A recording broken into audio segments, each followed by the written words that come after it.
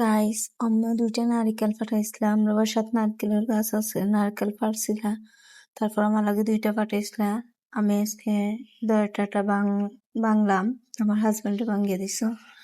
ভাঙ্গার পরে দেখি আমরা খাই লিছি। একটু তো আমি সারাও খাইছি, আমার হাজবেন্ড আরো খাইছে মধ্যে এরে নাই আর বাংলার সুরত দহন বেখাতেরা।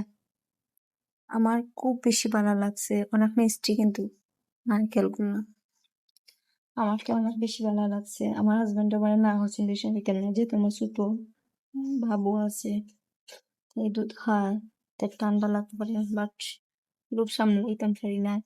অনেক মজা, খুব মিষ্টি। আর যেহেতু আমরা গাছ এগুলা, সো অনেক মিষ্টি ওদের। হ্যাঁ, খুব মজা।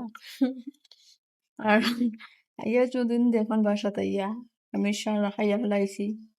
আমার একদিন কিতা হইবা আল্লাহ জানেন, কারণ খোয়াটাই স্বাভাবিক।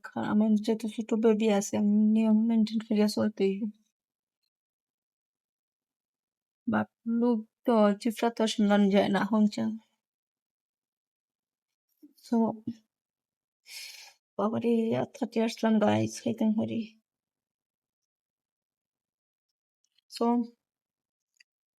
কমেন্ট করে জানাইবা আপনারা খারা খারা আমার মতন এত খানি খাইতে পারেন যে। আর নারকেল দেখলে তো আমার 24 ঘন্টাও খাইতে ইচ্ছা করে একটু পর পর। তো ভালো থাকুন ভাই, আল্লাহ হাফেজ, বাই বাই।